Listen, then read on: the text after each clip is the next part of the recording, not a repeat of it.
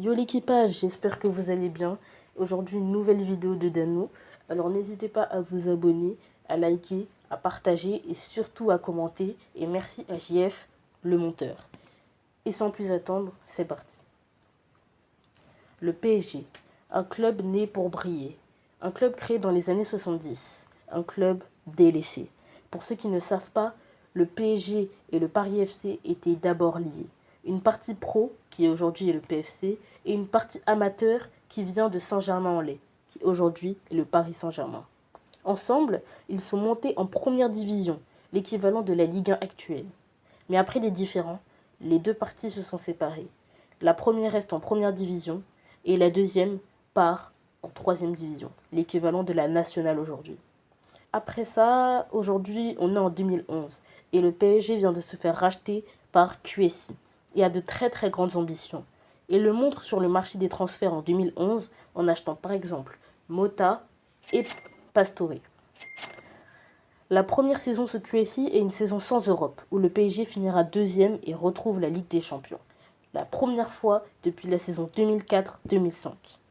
Le PSG décide de frapper fort sur le mercato en recrutant Ibrahimovic du Milan AC pour 21 millions, Thiago Silva du Milan AC pour 42 millions, Lavezzi de Naples pour 30 millions, Lucas Moura de Sao Paulo pour 40 millions, Verratti de Pescara pour 12 millions et des transferts plus mineurs comme Vanderville ou Beckham en hiver. En Ligue 1, le PSG démarre fort, connaît un petit passage à vide en novembre, puis en janvier, le PSG prend la première place et ne la lâche plus. En Coupe de France, après une élimination de Marseille, il chute en quart de finale. La Coupe de la Ligue n'est pas plus glorieuse. En LDC, le PSG tombe dans une poule abordable, composée du Dynamo Kiev, de Porto et du Dynamo Zagreb. En huitième, le PSG tombe sur Valence, qu'ils battent à l'aller et font nul au match retour. En quart de finale, il tombe sur l'immense FC Barcelone. À l'aller, tout le monde est impatient. Le PSG veut se mesurer à un très grand d'Europe. Au parc, le PSG tient tête au Barça. À la fin du match, le Barça mène que 2-1. Mais Matuidi marque à la 93e. Il va être servi le contrôle face à Andrés Iniesta, le centre. C'est un ballon qui est balancé vers Ibrahimovic, la belle remise. Matuidi, la frappe de place, Matuidi. Paris y croit pour le match retour. En plus, Messi est blessé avant le match. Au début de la rencontre, le PSG domine et Pastore marque. Mais malheureusement, Messi rentre sur le terrain. Et là où Messi passe, les équipes trépassent. Il délivre une passe décisive pour Pedro. À cause de la règle du but à l'extérieur, le PSG est éliminé.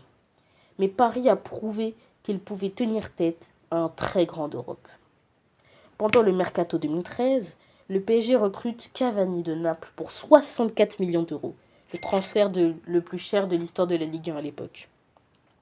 Marquinhos de l'AS Roma pour 31 millions, Yohan Cabaye de Newcastle pour 25 millions, des montées en équipe première et des retours de prêt, comme pour Lucas Digne, Kingsley Coman ou encore Mike Maignan.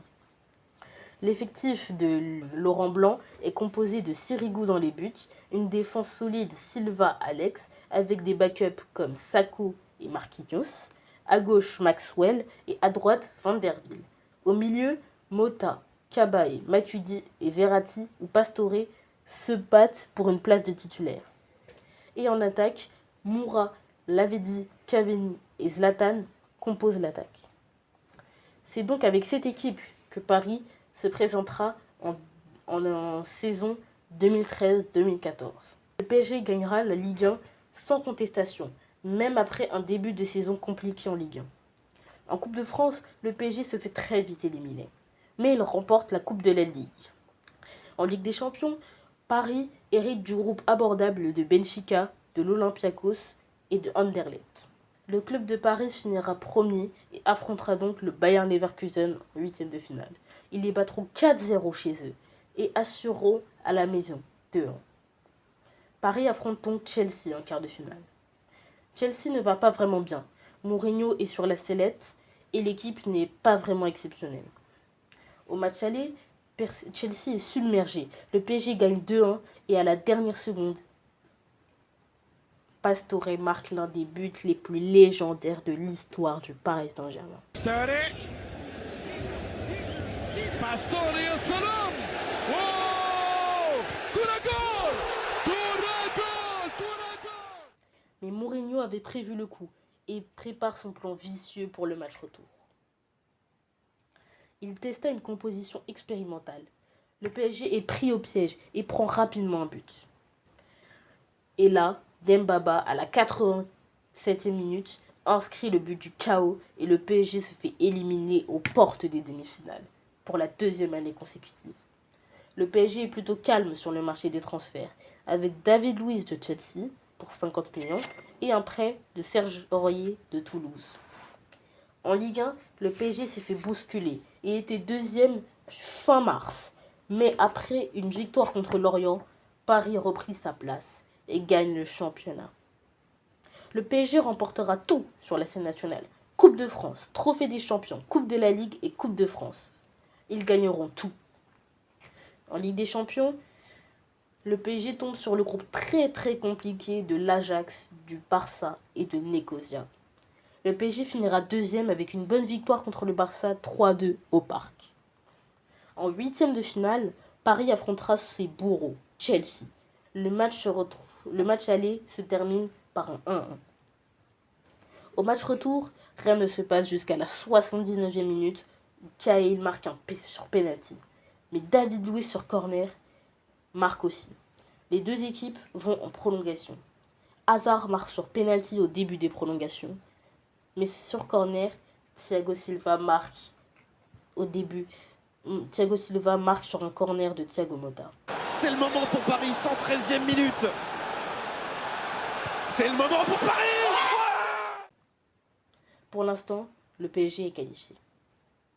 Et même avec un carton rouge de Ibrahimovic plus tôt dans le match, le plan de Laurent Blanc a fonctionné. Le PSG passe en quart de finale de la Ligue des Champions. En quart de finale, le PSG tirera le FC Barcelone pour la 3e fois en 3 saisons. Au match aller, le PSG s'est fait surpasser par le Barça. 3-1 au Parc. Au retour, Paris n'y arrive toujours pas et sort par la petite porte de la compétition. En 2011, Nasser El Khelaïfi, le président du Paris Saint-Germain, se sont donné comme objectif de gagner la Ligue des Champions en 4 ans, ce qui signifie que la saison 2015-2016 est la dernière pour gagner la Ligue des Champions. À l'été 2015, le PSG recrute Di Maria de Manchester United pour 63 millions d'euros, Layvin Kurzawa de Monaco pour 25 millions et la finalisation de Aurier et encore de Kevin Trapp. Cette saison devait être la bonne. Ils arrachent tout. Ligue 1, Coupe de France, Coupe de la Ligue, Trophée des Champions. Ils ne laissent rien à la concurrence. En plus, sans contestation. En Ligue des Champions, le PSG tombe sur Malmo, Shakhtar et le Real Madrid. Le PSG finira deuxième du groupe et affrontera en huitième de finale Chelsea, qu'ils battent à l'aller sans difficulté et la même chose au retour. En quart de finale, le PSG affrontera un Manchester City, mais pas n'importe quel Manchester City. Un Manchester City très affaibli. À l'aller, le PSG fait des erreurs et fait un match nul de partout qui les met en mauvaise position pour le match retour. Mais avant le retour, une polémique de nulle part intervient. Serge Aurier vient d'insulter son coach et certains de ses coéquipiers. Il se fait virer de l'équipe par Laurent Blanc, puis se fait réintégrer.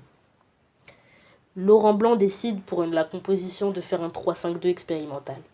Ceci fut une mauvaise idée et Manchester City piège Paris et gagne 1-0 sur un but de Kevin De Bruyne. Après 4 ans, Laurent Blanc s'est fait virer car il n'a pas dépassé les quarts de finale. On a appris d'ailleurs que le vrai coach était sans doute Jean-Louis Gasset, son adjoint, qui dirigeait tout à la place de Laurent Blanc. Si vous avez aimé cette vidéo, n'hésitez pas à lâcher un like et à vous abonner et mettre la cloche des notifications pour ne rater aucune de mes vidéos, à partager et à commenter. Et merci encore à JF, mon monteur, et la suite dans le prochain épisode.